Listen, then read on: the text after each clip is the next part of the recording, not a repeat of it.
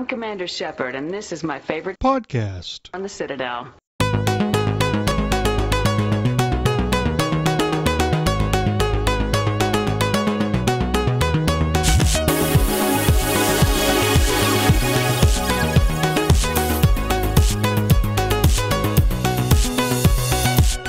Let's get Accidentally Casual, the podcast where casual conversations come up accidentally. It's designed for fans of BioWare games and more. My name is Minius from Minius GC, and with me are two very special people, Seeker Cat. Hey there. And the Tucker. Hello. That's right. So quick starting notes, we're holding a logo contest. Woo! You've only got a few days left. The deadline is this Friday, September 21st, which might only be a couple days from now and might be after you're listening to this, so too bad for you. You can win 50 United States dollars or both the Art of the Mass Effect Universe and Art of Dragon Age Inquisition books, which will add up to more than $50, so you can choose. We release podcasts weekly. They will be out by Wednesday. We try to get them to you earlier. The release time, though, is always the same. It's at noon Pacific, 3 p.m. Eastern, and 8 p.m. in the United Kingdom, which is like the next day at 5 a.m. on the east coast of Australia, or 30 minutes after midnight in India, or 8:45 a.m. in the Chatham Islands. There's actually 37 different time zones right now. I didn't want to list them all because that's stupid. Do we have listeners in Australia? We had a lister on Unjammers in the Chatham Islands. Oh, that's amazing. I know. Whoever that is, please post a comment because I would If love you're still to, listening. Yes, please. Please. Oh, that Well, would be I great. love how it's just like 45 minutes difference. How does that even? That's so weird. Mm-hmm. That would mess everything up. There's another time zone in Australia that's like 45 minutes off. Yeah. That's really, I guess, when you get like south of the equator, things start going weird. Mm-hmm. Planet Earth is weird in general. There's some places that just don't do times like daylight saving times or things like that, and that just messes stuff up. Well, daylight savings times is stupid, so Mm-hmm. Agreed. I don't mind that. It's stupid. I would actually, it's smart. I would rather stay on daylight savings time permanently. But if you're always on daylight saving time, then you're not actually on daylight saving time. No, it just means during the winter you don't care. So I love that we're doing a gaming podcast and immediately get derailed by the benefits of daylight saving. No. We are on point. We are on point this week. Well, that's because I was distracted, not to keep us on track. But yeah, Seeker is correct. This is a gaming podcast. Mm-hmm. And this week we are launching the Accidentally Casual Gaming Club, which may be put as A-Cash when I write it on Twitter because Accidentally Casual is unnecessarily long. But it's like a book club for games. So we're going to pick a game, and the three of us are going to play it, and we highly encourage you to play it. And then on a future podcast, we will discuss it, do like a full spoiler cast of that game. The game needs to be very similar to a BioWare-like game because this is a podcast for BioWare and Bio-like games. Mm-hmm. So in a little bit, we're each going to have a nomination. Each of us picked a game. We're going to pitch our game to you, and we're going to do a Twitter poll and decide which game we're going to play, and then we'll give you a month or more, depending on the game. Some games can take you like 45 hours or something like that, so we're going to give you plenty of time to do that. But first, we need to kind of zero in more on what kind of games we'll be covering because we need to nominate this stuff. Mm-hmm. So I came up with a topic of the week that of course, all my topics are stupid. I wanted to know, and I asked the community, what is the most important aspect of a video game to you? And unsurprisingly, pretty much everyone said story. Yeah. which is totally true because this is our channels are based in BioWare games, and that is the biggest thing there. We had story, we had some on choices, the universe, characters, atmosphere, replayability, and progression, but a lot of those tie into story. Mm-hmm. So anyway, as far as you two are concerned, what is the most important aspect of a video game to you? Ooh. I would say either the world or the music. Ooh, the music. The most important? Yeah, music music and lighting, because those are the biggest things that can set the tone of the game. And I mean, so wouldn't you rather say tone? No. Okay. Because, well, and like story, I feel like story is a bit of a cop out, just because We're going to get into what story is in a second. It's huge. Story is encompassing a lot of things. Yes. It's kind of huge. Some people got more specific into the story thing. There are a bunch of different, for instance, the type of universe kind of goes into the story. Someone said story pacing, which is more specific. Yeah. Yeah, if you're not pacing correctly, if you're doing too much excitement all at once and things like that, too much excitement all at once. You need foreplay. Do like a Peter Jackson movie where there's just only excitement for 45 minutes and you get tired of it. I'm not excited anymore. Well, you need foreplay. I would love an example of something that has too much excitement in it for Tucker. Like, and especially what his reaction would be. Are you just like an excitable puppy that just has to like lie down for a while after you had too much excitement? Well, I mean, no, because you have to properly build it up. You can't just like pacow right there and there. You gotta build up. We need like a proper 60s Batman sound effect there. Pacow. Pacow. Pacow. It's interesting you bring up music because one of my favorite series, Streets of Rage, which is finally coming back, that was all music. Yuzo Koshiro, who is probably not going to do the music again. I love that, like, there's like 2 games that we've discussed with you that you were like, oh, it's a shame they'll never get made again. And you mentioned Streets of Rage and Kingdoms of Amalur. And Streets of Rage just got confirmed for a sequel, and someone just bought the Kingdoms of Amalur license. So I never brought up Streets of Rage is not happening again on the podcast, but actually, no, I might have, because I think I say that like every other year. I'm like, oh, man. It wasn't on the podcast, but you said to it like just beforehand. I think you brought up something like, oh, Streets of Rage, or I miss playing Streets of Rage, or something to that effect. See, I can't get excited for those 2 because the people who made those games are not going to be a part of the stuff, so it doesn't really count. I mean, it's a bit like having a completely different author to a famous book series. I actually ended up reading, like, speaking of very famous books that had a different author for the sequel. There was a sequel to the Peter Pan novel, which was Peter Pan in Scarlet, I believe, which obviously wasn't written by J.M. Barrie, but it's still very, very interesting. Oh, it can work, but it also might not work. Yeah. So I will say, though, Tucker, your 2 most important gaming things are actually really disappointing. Really? Especially lighting. Yeah. There's no way that lighting is the most important aspect of a game to you. Well, okay, so I mean, what about Limbo? Think of the lighting with that. Okay, but that's a very specific game. Okay, what about with Mass Effect? You're going into the mission, the lighting is dark, the music is slow, and what if the story sucked? Would you give a shit about the lighting? Well, because it sets the tone of it. The music needs to work well. The lighting sets the mood. You need all that. So you essentially need all the extenuating pieces to complement each other and support the game as a whole. Is that what you mean? Yes. Okay. I guess so. But I have a bone to pick with you, Tucker, because I was thinking important. this when we did the Cyberpunk episode, and someone in the comments did point it out. It's like, do you have any idea? You were saying you didn't like the aesthetic of Cyberpunk, but do you have any idea how much Cyberpunk actually influences the aesthetic in Mass Effect? Like, it's by quite a margin, and you were just like, I don't like it. Yeah, Vincent brought that up. Okay. Tugger was expressing his dislike for the 80s sci-fi neon noir aesthetic, and he doesn't seem to realize that Mass Effect super neon 80s noir look, because most of the game is based on that. It's just true. Parts of it are based on it. Other parts are a bit different, but there's a lot of it that's like he mentions the holograms everywhere and the Omni tools that are bright glowing orange. Especially for Mass Effect 1, there's a lot of like lens flare. I mean, akin to that, like, Pepsi is influenced by Coke. Doesn't mean I like Pepsi. Right. You think Pepsi's influenced, or is that just a nice way of saying they ripped it off? Yeah, either one. Either way, yeah. No, Mass you never hear them say, "Oh, sorry, we don't have is Coke all right?" You never hear them say, "Is Coke all right?" They always ask, "Oh, is Pepsi all right?"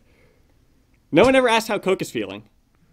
No one asks Just how assume Coke he's doing is all right. That is a quote. Yeah, they would just always Can assume that he's be all right. Tucker's new tagline? No one asks how Coke was feeling.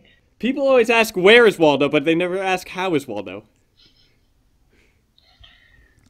But actually, Vincent, who wrote in that email, is very right. Especially the first Mass Effect game is has a very 80s futuristic feel. Especially in the music, which is the most important aspect of the game. Yes. You weirdo. Yes. I thought you were going to get technical or something. I don't know why I thought your answer was going to be so interesting. Yeah. Well, I have a book of design principles that I was actually would teach people with. And one of my favorite things to teach about was about the use of music and lighting in games to set tone. Yes, this is the most important thing, though. So, because if you don't properly set the tone, you're not going to have a good game. But it was either that or it's world building. If you don't make the world interesting, you can have an interesting character, but that doesn't mean jack shit if the world itself isn't interesting. Not to mention, a singular interesting character also means jack shit. It's if you have one three-dimensional character and everyone else in the world is cardboard, then that does not make it a good or interesting world either. I think ultimately these all weave into each other, which is why when I asked that on Twitter, some people brought up multiple things, which frustrated me at first, and then I realized I was asking too much because it's stupid. But another thing, though, as well, of why I think lighting and music is one of the most important things in games. You said one of the most. This is the most important. Okay, yeah, I'll stack that up there too, because there are entire games without a single line of dialogue that are told purely through the music that is playing in the game as you're going through it. Okay, so if Halo didn't have good music or lighting, would you like the game still? It wouldn't be as good if they didn't have the dark levels when they were introducing the flood, if they didn't have these bright colors when you're on the alien ships. Not to mention, the Halo theme is one of... I don't think it's controversial to say, the Halo theme is one of the most iconic pieces of music in gaming, full stop. I remember when they were first, launching Halo and seeing on the news, because my dad... literally drew my attention to it, seeing that on the news they were going into... the benefits. The composer was saying how I can't remember his name off the top of my head, but how wonderful it was that that they had all the extra space. They didn't have to resort to.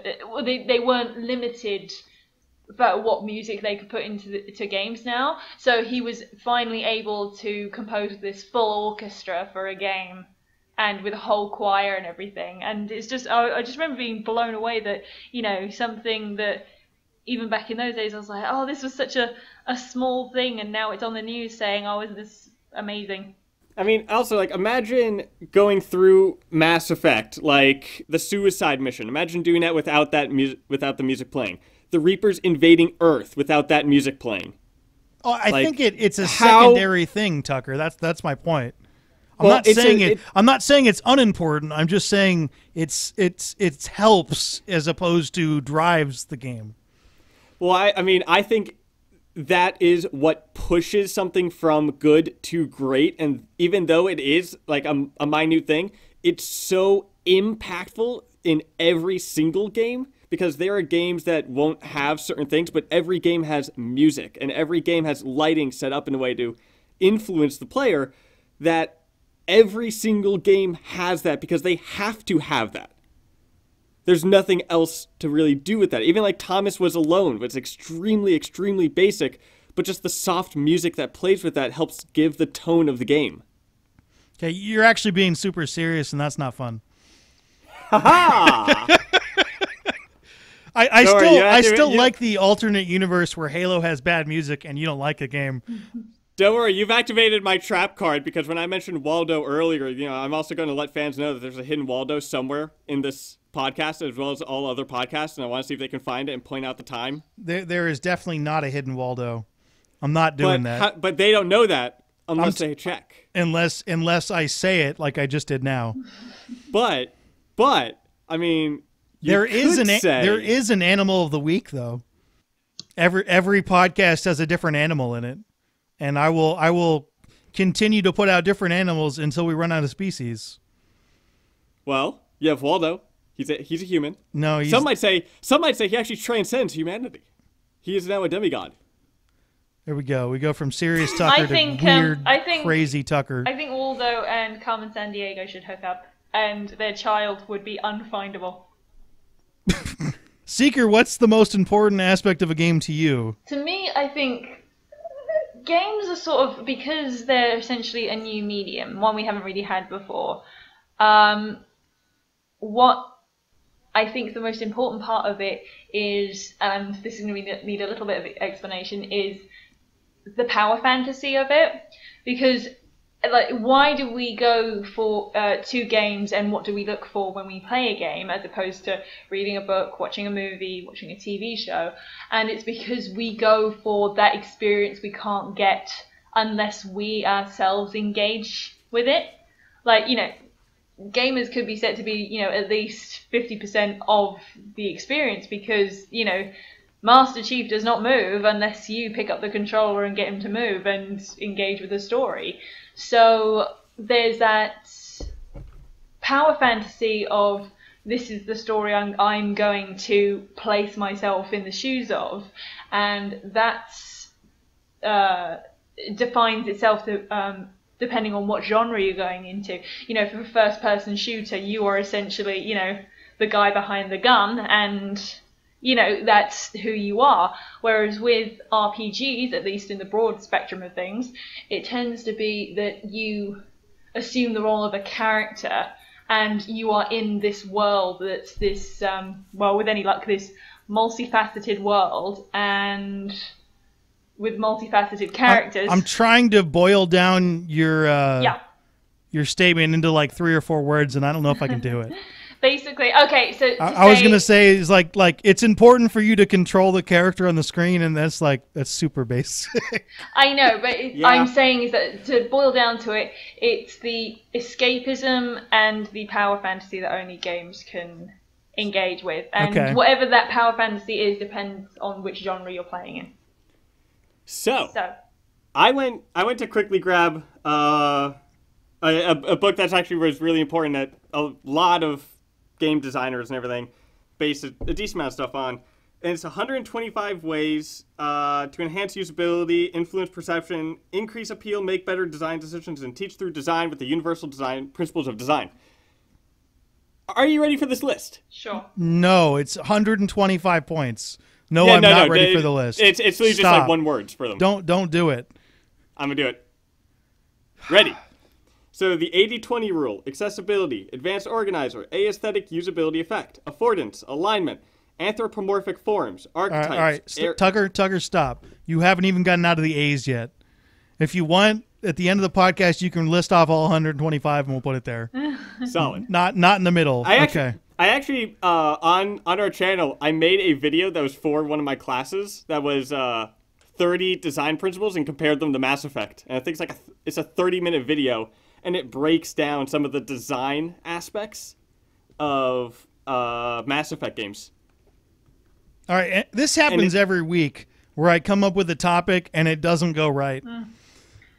But does it go left? It doesn't go anywhere. It sort of falls on the floor and dies, and Tucker shoots it in the head. Our Twitter and email responders did a lot better matching what I thought than you guys did. Well, I tried. You did. You tried, and you were. Here's the problem with you, Seeker. You were too thoughtful. And Tucker, lighting and music. That's dumb. I mean, there are entire games this is the most important. I don't see that as the most important. Think of a game where music was not important. It may not be like the top thing. Stuff, but it's such an important thing in every single game. It may not be the number one. You just said it. It's not. It may not be the most important. I'm asking for the most important. Well, it's not. It may not be the most important in Mass Effect, or it may not be the most important in Halo. But it's so important in every single game's creation that alone makes it so important. One of the most important things. What I would say is, to use an analogy, to me, games are like a sandwich. You've got the story and the gameplay, like whatever mechanics that falls under, but you've got the gameplay. And sandwiched together is all the other facets of the game. So like the design, the characters, the lighting, the music, and that's all inside the sandwich. But if you just have, if you say, oh, the primary things are, the lighting, which is a slice of tomato, and the music, which is a piece of cheese, that doesn't really make for a very fulfilling sandwich. But it's just so important in every single thing. And there are games that are entirely tell a beautiful story, like Unravel. I fucking love Unravel. And that entire game doesn't have any dialogue. It tells its story through the music and the lighting as the player goes through the game. But wouldn't you say like Unravel in particular is like telling the story through the actions, and you unravel? Actions is a bit of the wrong terminology. And you unraveling. Yes, you unraveling yourself. Yes.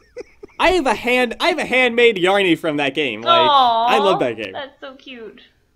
I want a All Yarny. right, in all fairness, Tucker is not wrong, because the question is, what is the most important aspect to you? And he has answered that. Huh. I still think he is wrong. I just don't. He's not wrong because it's his opinion. It's an opinion. I do love that when you make in my opinion, my favorite part of Mass Effect is Commander Shepard. I'll just say that. Someone will come in and say, "You're wrong." You're like, no, I'm not wrong. That is my opinion. To me, that is the most important thing. And it's probably not for Commander Shepard. I'm trying to make a point. Yeah. We know your favorite part of Mass Effect is Gianna Parasini. It is, and she would have been in Mass Effect 3 if they didn't change the dark energy plot.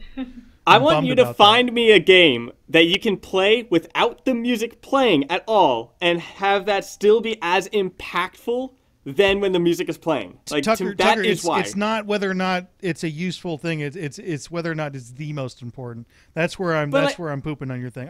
I love good music in games. I do. I love it. Well, it's important. It's just not the most important. Seeker's talking about the mechanics. I can beat Halo without jumping, or you can beat Mass Effect without shooting. Like, you can beat the games without doing that stuff. The game will still go on. I would like to see there are people that without shooting. Well, that's not hard at all. Yeah, there are people who do it all the time. Okay, I suppose like you could use biotics. You have abilities and stuff. Yeah. Well, no, even without doing any of that, there's people that will do that. They'll go through the game. Like, people will beat Fallout without doing any violence, or they'll beat Halo. Like, there's a speedrunner named Naked Eli that beats Halo on the hardest difficulty in like a few hours without firing a single shot. Like, people can beat the game working around the mechanics. So like the mechanics sure they're important, because that is what will grab players to go to the game, because it is important, but the mechanics aren't what is the most important thing, because that can be moved around. You can beat the game without those mechanics. They are important because it's what defines your game, but it's just you can't have an impactful story if you remove music. And as you guys were saying, that story is such a huge thing. When you break it down, a lot of it is lighting, the tone, the music, and everything of that. It's the importance of it. I would consider that more atmosphere, which we'll go with, which encompasses more and is not specific enough. Just to bring up, spoilers for The Last of Us, if anyone alive isn't aware Stop spoiling stuff. It's the first part of The Last of Us. Think of the scene where Joel's daughter gets shot and he holds her as she dies and he begs her not to die. Would that be, in Tucker's argument of if the lighting is the greatest thing there, it's actually the music and the lighting rather than the actual characters that are playing out this emotion. Play that scene with no music. I think that scene would be better with no music as opposed to having no scene and just music. And there's also a difference. No, there's also a difference. No. There's a difference between story and storytelling. I fully encourage any comment section we have to just run riot and just pick apart. Oh, I will fight this. Basically, all we confirmed is that Tucker is a really weird guy. Yep. Which we already knew. There's a difference between story and storytelling. Story. The way you said that was adorable.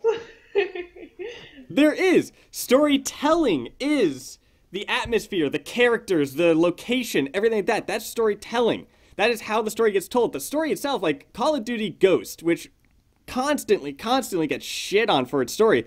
The story is pretty interesting, and the story has been done multiple times and done well. It did poorly there because the storytelling was done incorrectly. Yeah. So the story of this is what is happening, that's completely different than storytelling. But the lighting's really good, so it's one of the best games of all time. Yeah. Okay, moving on. Well, it also. Otherwise, we are gonna fucking tear each other apart. The lighting is good in that game, but it uses the music poorly in that game, and that is part of storytelling. Storytelling breaks down into six Seeker pieces. is right. We've spent way too much on lighting and music in games. The storytelling breaks down into six pieces: setting, characters, plot, invisibility, mood, and movement. Those are the six important aspects. That is the six important aspects of storytelling. I disagree with that too. It says you. But we're how? How do you because your with 6 that? points are stupid. It's what's and don't include lighting at all. Yes, it does. Setting it is what orients the audience. It provides them a sense of time and a place for the story. The characters are what the audience identifies with as they're going through the story. The plot are the events that tie the story together. It's what ties the setting. It's what ties the characters. The invisibility is the awareness of the storyteller going away, and it's what sucks the audience in. The invisibility is important because if you realize you're in a story, it fucks shit up. But the invisibility is important because if you are being encompassed in the world, if the world is being told in such a beautiful way that you get sucked into it, that's important. And then there's the mood, which the mood is the lighting, the music, the style, that's all coming together to create the mood of the story. The story of Limbo can be told in a different way, but the mood of it is dark and grim and everything like that, and that sets the mood for it, while Unravel is this beautiful, happy, and everything like that. Like, it sets the mood just from the lighting, and that's important as well. And then the last thing is the movement, which is the pacing. If you don't have good movement, you're up shit's creek without a paddle. You have to make sure movement and pacing is going all right. You got to go up and down nicely like a good roller coaster, and not like flopping around up and down like a person that's on there for the first time. You gotta make sure that the pacing is nice and that it has a nice finish. Again, the foreplay, but the movement's important too. And those are the six important aspects of storytelling. Story is just essentially what you want. Story is a small part of storytelling. When people say, "Oh, the story of this is great," they are eating a pile of dog shit, because it's not the story; it's the storytelling, and it's This so is important. officially the weirdest podcast we've ever done, because you and I have essentially switched places. I've said something that's pissed you off, and you've gone off for about 2 minutes. Because this is stuff that I would teach people. When I was doing my master's degree, I was in charge of 15 groups of bachelor students and helping them create their final project. And I worked on 15 games, and I worked with them for 5 months. And throughout that, I would teach them all 125 design principles and how they can be improved in their game. And there were big ones that I would focus on, like the 80-20 rule, storytelling. I would focus on. You mentioned it twice, but yeah. The 80-20 rule. The 80-20 rule is essentially you want 80% payoff for 20% of your game. So, what's the hell? A high percentage of effects in any large system are caused by a low percentage of variables, is essentially what it is. So 80% of a product's usage involves 20% of its features. So you have a small amount of the features, such as jumping, walking, and things like that. That's going to be 80% of your game. Is a small percentage of your features, is what that is. And there's even a thing called the Halo loop, which was popularized because of Halo. And it's essentially, if you can have 30 seconds of fun, if you can get a solid 30 seconds of fun, you can stretch that out for hours.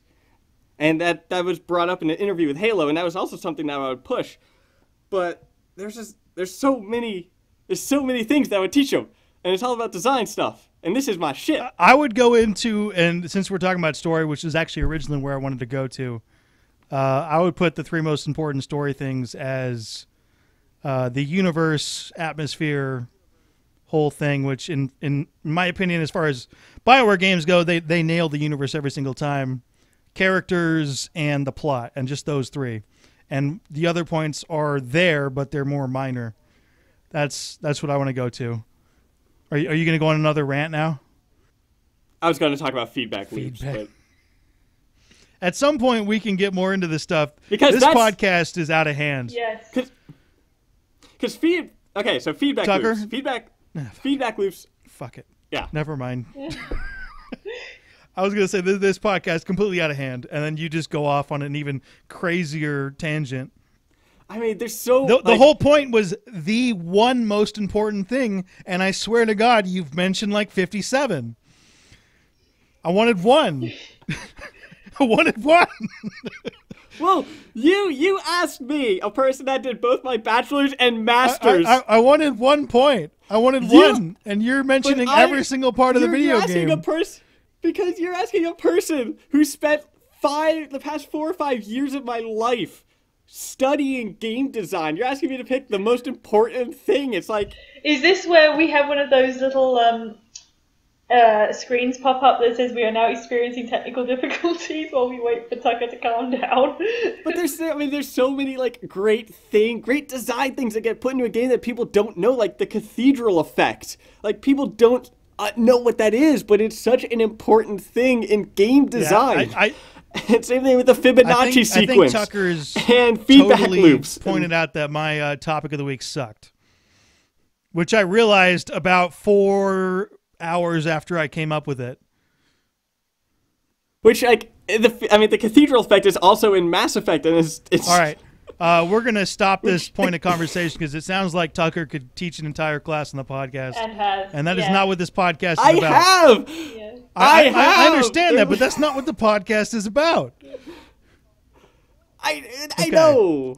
All right, so I'm going to get into my point of what the most important aspect of a video game is to me. I'm getting some water. Good. Go away. Holy shit, Seeker.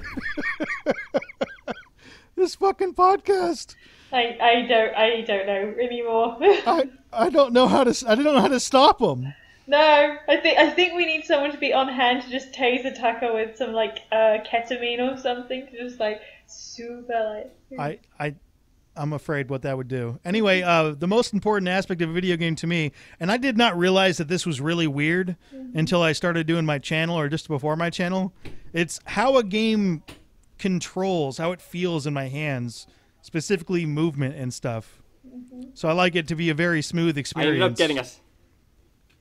I ended up getting a Snapple. No. Are you all ready for this? The world's largest mountain range is under the sea. I don't think that's a mountain range. It does technically count as. It is. I don't care. Okay. I don't believe if you're underwater, it's not a mountain range. That's my own opinion. Do you think mountains are as large as they are is because they have no natural predators? Yes. Although that's not true because the natural predator is like weathering and stuff, which puts them down. Yeah, but in a lot of cultures, there's the first sort of gods that create, the later gods are the sky and the earth. So in a way, it's sort of like the body of it's usually the mother god is the earth and the father god is the sky. So technically, mountains are kind of the sky and the earth fucking each other. Not gonna lie. Oh, I thought you were about to say like it's the boobs of the earth. I did not know where this conversation was going. Next, you're going to bring up the Marianas Trench, and then that's just a spiral. All right. Yeah. So the whole point of this podcast was to set up our game of our gaming thing, which we were going to do a game club and pick a game, and it's gone horribly, horribly wrong. So hopefully people are still listening. Yeah. I'm going to have to timestamp this so people can jump ahead to this part of the podcast. Yeah.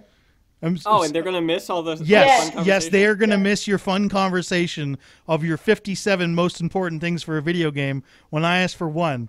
And I understand it was a hard question. You asked a game I love designer. how also what's the most important part of a game? You were like, oh yeah, I'm trying to condense Seeker's point.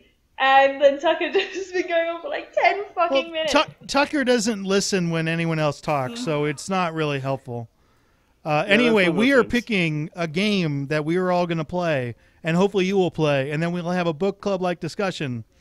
the Accidentally Casual Gaming Club. Okay. I'm not going to let Tucker go first because he's talked too much already. Seeker, what is your nomination for a game that we should play for our very first book club meeting or game club meeting? My pitch is for a game some of you may have heard of called Persona 5. It's the 5th installment of the Persona series, as you might have guessed. It, ironically, for obviously BioWare is a Western RPG, but Persona is a JRPG, and it revolves around a high school kid who is wrongly accused of a crime, is put on probation, and he discovers through interesting means that there's an alternate world in which he has superpowers, and the story is fascinating because it's all about the abuse, powerful people abusing the powerless, and how when people do that, there's always these, heroes that will overcome that and end up fighting fighting oppression and fighting abuse. And it's specifically young kids, sort of teenagers, that it sort of really triumphs that teenage rebellion side of things. And as you play this character through, you end up meeting these characters, and you have what's called these Confidant Links.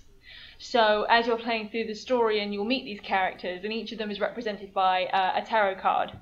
So like a face card, so you've got Judgment and Chariot and Lovers and all that. And as you're going through the game, the more time you spend with them, the more links you get in their Confidant Link, and those can end up translating to actual gameplay, and especially in the combat. And the combat for the game is you go into this other world, and you have these things called personas, of the title, and they essentially functionally are kind of like Pokemon, but they're all based on like mythological characters or folk tales, and they're really fascinating to look at, including one of which called Mara, which is a giant dick riding a chariot. So I don't know what other games you're going to have for that. Yeah, I will send you a photo of it to put in the video because it has to be seen to be believed. And all right, how does the Persona 5 match up on being like BioWare games? Okay, read me the list of the BioWare-like scale, and I will... The BioWare-like scale needs to be adjusted because at the moment I have 11 points, and they shouldn't be equal. Yeah. And some of them are there, so we will fix this on a different podcast because this podcast is out of hand. And Tucker's all riled up, and I don't want him to go off on it. But yeah, it's basically if you ever wanted to experience your own version of a slice of life anime with some fantastical elements to it and overcoming via the power of friendship, it is definitely the game for you. And also, Tucker, it is one of the most stylish games I've ever played. It has the best music, some of the best lighting. All the cutscenes that aren't in engine are hand animated. It's one of the most beautiful games I've ever played. It's amazing. And sorry, what were the BioWare? How's the story on it then? Story is incredible, very story focused. Good. It's got characters. Got good very characters interesting in it. characters, yes. How the universe isn't necessarily.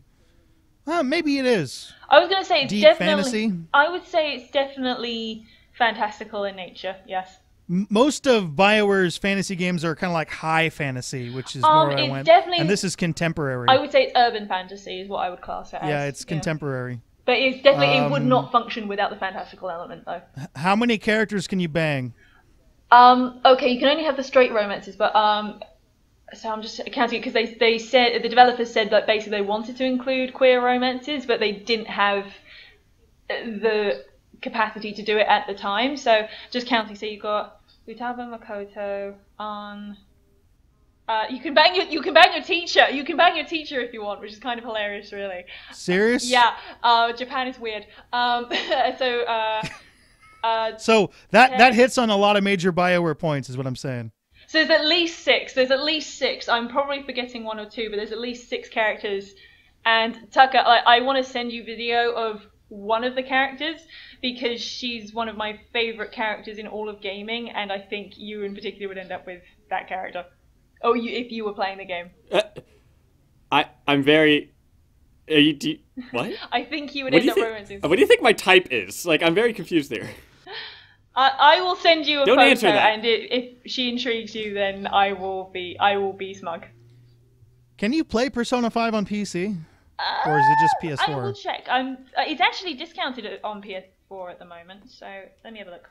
It came out last year, Yeah. if I'm not correct. Persona 5 is just on the PlayStation. Okay, so that might actually hurt it as far as picking our games. Okay. Because, well, no, I'm just saying, because not everybody has a PlayStation 4. Although, if you like single-player games and you don't have a PlayStation 4, you're missing out pretty bad at the moment. Because that was It's because very when I got a PS4, because bear in mind I've been mostly an Xbox person, I just went and picked up loads of PlayStation exclusives like Horizon Zero Dawn, Persona 5, that sort of thing.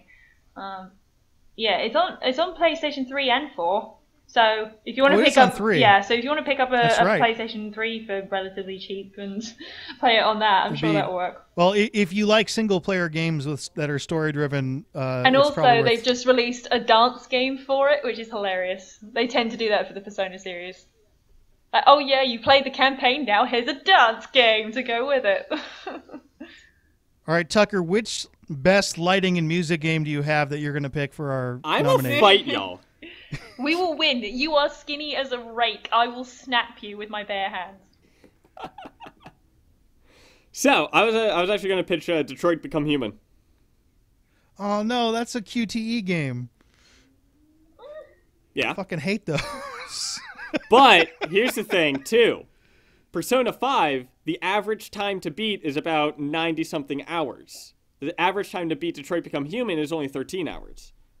Really? That doesn't sound like the best value for money. I know it's that thing of like, oh yeah, there's multiple different endings of blah blah blah. Well, I mean, when it comes to choice, like the butterfly effect in that game is quite staggering.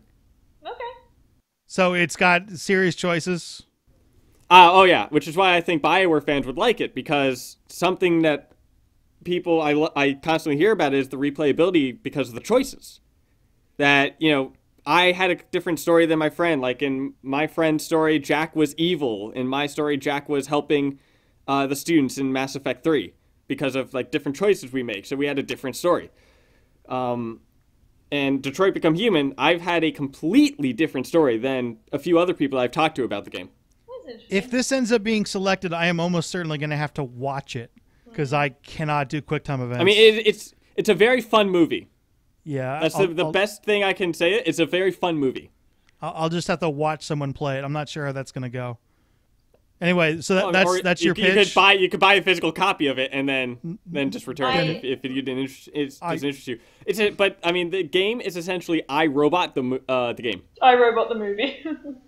But so speaking of Detroit But being human, it's great. my partner had Heavy Rain, and I was like, oh, I'll give this a go. And I was like, oh god, I hope Detroit isn't as awkward as this, because it's almost painful how awkward Heavy Rain is in terms of like these people don't feel, they feel like the characters in Heavy Rain feel like aliens trying to interpret how humans behaved from a series of very weird films. So yeah, from what I understand, that's creepy. I can't play that game either. I tried.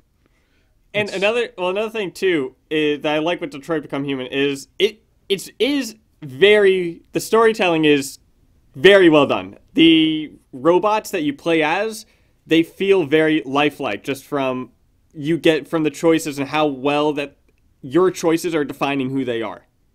It's very well done. So as well it's as very choice driven. If we're pitching it heavy, as far as BioWare games, extremely heavy choice driven. As well as there's two characters in there, Kara and Marcus.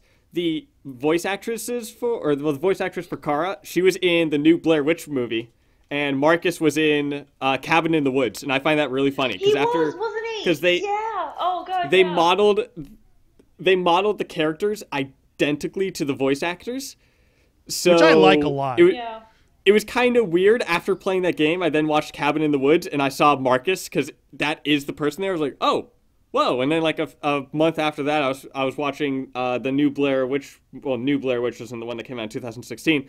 I saw that one. And I was like, oh, there's the girl from Detroit Become Human. She's there. Interesting. All right, so far you guys have both picked PlayStation exclusives. That was not Very intentional. interesting. I just want loads of people to play Persona 5. I mean, I'm a much bigger Xbox person, but I mean, I thought for a solid first pitch. Right now, as far as single player games go, PlayStation's really focusing on that. All right. Yeah, well, I just thought as a solid first pitch, especially with choices, it was either going to be Detroit or it was going to be Until Dawn. Between, like, especially this year, like, God of War and Spider-Man, as far as, like, very concentrated single-player experiences, I think they're killing it at the moment. It's amazing. There's about 3 premier AAA single-player experiences on the PlayStation per year. Mm-hmm. And I can't wait for Spyro. Just going to say that, because I love Spyro so much. Isn't Spyro coming to multiple consoles, though? Because it got bought out by Activision? I think so. Maybe I'm going to check. Yeah. I can't remember because I was just like, okay, confirm. Oh, yeah, because I remember seeing before, because they confirmed it a while ago. Which is one of the reasons Insomniac wants to make their own IPs instead of doing stuff, because they lose them. Did y'all hear that apparently the Spider-Man game, there's going to be a Marvel gaming universe? I am down for that. I think we'll talk about it in the next podcast when Seeker and I go off on how great Spider-Man is. Yes, because I haven't finished the story yet, and I threatened to murder Minius if he spoils it for me. I don't like spoiling stuff, but I do want to tell you that every single character is a Skrull, which means they're shapeshifters. I would like, if I was going to go for that joke, it was like, oh yeah, are you up to that bit where Deadpool turns up and professes his undying love for Spider-Man, and like there's just 20 minutes of a sex scene? Like, really commit to that shit, dude. Because, like, if you go into that level of detail, it's like, I would be sat there on the back burner going, like, really? Yeah, there are no Skrulls in the Spider-Man game, as far as we know. There will be in the new Captain Marvel movie. Oh, like, just as a plug, there's a trailer for the Captain Marvel coming out on, like, Tuesday. And I'm so excited. It may be up on the same day our podcast is up, and then no one will watch our podcast. Or they'll turn it off when Tucker gets into his lighting rant. Mm-hmm. I'm going to be really upset with with the Miss Marvel movie if the after credit scene isn't Captain Marvel. Fuck it, Captain Marvel. If the after credit scene for her isn't going to be like her out in space or something with some people, some of them disappear, and then she looks at her and gets like the message from Nick Fury. That has to be the after credits. I would like it to be something you can't predict, but go ahead. That's fine. If it's not, I'm going to be upset. Put it this way. We know for a fact that they've confirmed that the movie is taking place in the 90s. So the after credits stinger, if the end of the movie isn't present day, the stinger will be. That seems like the logical way to do things. All right, on the same topic that we're going to get my nomination. Oh. And this is a little bit cheating, but it's basically one game. I'm going with the Banner Saga trilogy. Ooh, interesting. Which is choice. by Stoic Studio, created by 3 ex-BioWare staffers. Yay. And it is one of the games that feels the most like a BioWare game that I've ever played, which is completely unsurprising because it's made by BioWare and it's heavily, story branch, conversation branch. It's got an awesome high fantasy universe. And the artwork is that's very gorgeous. intriguing. Yeah, gorgeous artwork. I played the first one only, and I'd like to finish it, which I will finish no matter what people say. But it's super depressing, and I cheated a lot when I played it because I'm like, oh, that went wrong. I'm gonna start it over, and I started over maybe like 6 or 7 times. Come on, you can't do that. I know. That's why I'm gonna stop. That's why I stopped. And on my next playthrough, I'm gonna play through all 3 games without starting over. Oh, that's interesting. Because that's fair. That's my goal. I try and power through when I do play multiple choice RPGs, I try and power through and be like, okay, these are the choices I'm going to make, I'm going to stick to them, and I power through. And then when I'm replaying it, I'll do the perfect run, because that now I already know the answers to everything and who's going to fuck me over and who I shouldn't trust. Yeah, that's the way I played it was totally wrong, and I realized that, so I stopped. Yeah, that also comes with the highest recommendations from Biofan, because I picked up the Banner Saga on Steam, but unfortunately my laptop isn't quite up to speed running it. So To Banner Saga? yeah. Wow, your laptop's in bad shape. Yes, it is. No wonder we lost it. Are you still recording? Slow. I am still recording. All right, good. I just checked. Yes, still recording. Don't worry. Still So fine. yeah, Banner Saga, and the advantage that Banner Saga has over your games is that it's pretty much playable on everything. I think you can get it on your like iPhone I'd like to see that too. No, I'm serious. I think that's out there. No, I'd like you to get me an iPhone. Oh. By the way, if you make us a logo, I'm not giving you anything. I'm mad at you. Did you All right. see Tucker's contribution? He just emailed something that actually I don't know just what you're hurt talking about. my eyes. It actually just I don't know what you're talking about. It I didn't do offends me anything. on every level. I did nothing. All right, so our 3 nominations for the first gaming club are Detroit Become Human, Persona 5, and the Banner Saga trilogy. We're going to have a Twitter poll up. It might be up earlier, although I kind of want to wait until people hear our pitches. But we're going to have a limited amount of time to come up with that. I'm going to add a 4th because it's what people pitched to me, is the new Assassin's Creed game. Oh, Odyssey, which I think that is the game that most people will want to play. Should I add that, or should we do that later? Later, because at the moment those like Odyssey isn't out yet, Correct. And I think it should be something we have at least a chance in hell of being able to play. So right now, And part of the thing that I was with mine that I was pitching is it's a relatively short game to beat because I don't know how much time like everyone is able to allocate towards this. Like again, Persona 5 is like a 90 something. The Banner Saga trilogy, they're each like what, 10 hours? 10 or less, yeah. So it'll end up being 30. So it's about 30 hours, maybe a little less for the Banner Saga trilogy. So that's why part of the reason I was pitching Detroit was it's about a 10 to 12 hour. I'm just incapable of not recommending Persona 5 to people. I think you've mentioned Persona 5 on every single podcast we've done so far. Persona! I swear one of these days I'm going to come on, we're going to do an on-camera podcast, and I'm just going to be wearing my Persona 5 shoes, which I do actually own, and just Persona 5 merchandise. And you're going to have the camera on your shoes the whole time? No, I will bring up the shoes into camera so I can show the Morgana on them. 3 games. Looking forward to it. Yeah. Actually, will not if you want to piss me off, pick Detroit Become Human. Aha! Because I said, the most important aspect to me for games overall is how they handle, and I can't handle QuickTime events, so it'll be very amusing. How's the lighting in Detroit Become Human? It fits very perfectly. It helps set the tone and mood for the game. Who would have thunk?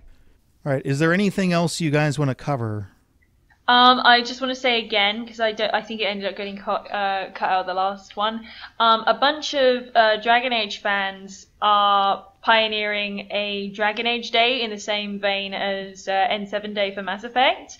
So it's being called Dragon 4 Age Day. It's a bit hard to say, but basically if Dragon Age is DA and D4. So 4th of December was going to be lots of content that we're trying to push out in terms of like streams and fan art and all that jazz. So if you keep an eye on... We're going to have a Dragon Age podcast on D4. Yes, we will. It might be a Would You Bang podcast. But I mean, I just want to point out, D4, that's the name of a game. Dark Dreams Don't Die. I know, it's one of the weirdest fucking games I have ever been assaulted with my eyeballs. I like the game. Of course you do. Wait, just to confirm, that's the one with the crazy cat. Yeah. Lady with your roommate or friend apartment, and she's like, oh yeah, she just dresses like a cat and goes and picks up mice with her mouth because that's a thing she does. Yeah, it's fucking weird. Yeah. So yes. All right. So at some point in the future podcast, we're gonna fix my BioLike meter. Yeah. It's got 11 points. Basically, what needs to be done is some of them need to be combined, and they need to be weighted. For instance, having a squad-based game is not anywhere near as important as having story branches as far as the BioWare games go. Agreed. So Well, I it mean, needs just to be like a reorder them. 7-to-1 ratio. Just I Yeah, guess no, reorder them. the order is kind of random, but really what's important is the most important to me personally is the universe that it's set in. But it needs to be something that all three of us agree on. It'll be more of an accidentally casual bio-like meter, which we'll get into that. So we're either going to go over that in the next podcast, or we're going to have finally a Dragon Age podcast. Yay! We're trying to get more people on for that. And I can because just sit here and laugh and cackle. I don't want Tucker to talk about the lighting in the hinterlands for like 20 minutes. It's not going to be interesting. No, it will not be. I mean, I don't think I'm never going to get over that lighting comment. The music I would give you, but the lighting I can't give that to you. well, I mean, think of No, your favorite missions in Mass Effect. No, we are not going into this again. I No. refuse. I like the music in Mass Effect, but I don't love it. But yet I really love that series. I love Leaving Earth. I think is the track I would say I love. There's a couple tracks that are just iconic. Suicide Mission as well. I like Exploring Worlds a lot. The one that you go in for the Galaxy map. They got 3 different versions of it. That is it for this week. If you like this show, tell your friends. If not, tell your enemies. We're happy either way. Again, the email is accidentallycasual@gmail.com. Send us in questions, topic suggestions. We'll usually have a topic of the week, which I will get to you on my Twitter, which is @MiniusGC. You And can also logos. respond to that. What's up? And logos. And logos, yes. You have a couple days to get us in a logo. We'll look over our logos next week. We have extra content on our YouTube channels, BioWare Central and MiniusGC. So, for the Seeker Cat and Tucker, I'm Minius, reminding you to game happy, and if you don't, I'm going to kick your ass. That's how you game happy. Be happy, damn it.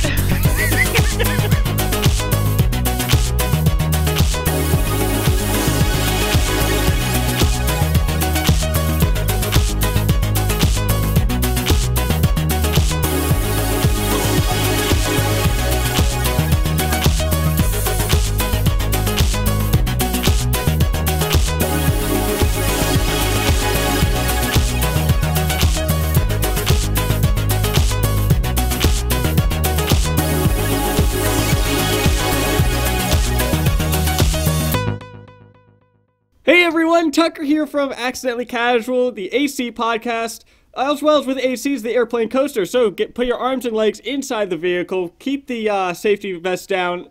Fuck, I fucked up. Yeah, Yeah, you did. that one was getting out of hand really fast. Yeah, Damn it. that was very wordy. That was getting out of hand really fast. You're not doing the intro this time because one person on my comment section said he didn't like it. So that's all I need. Well, that person can choke on a vase of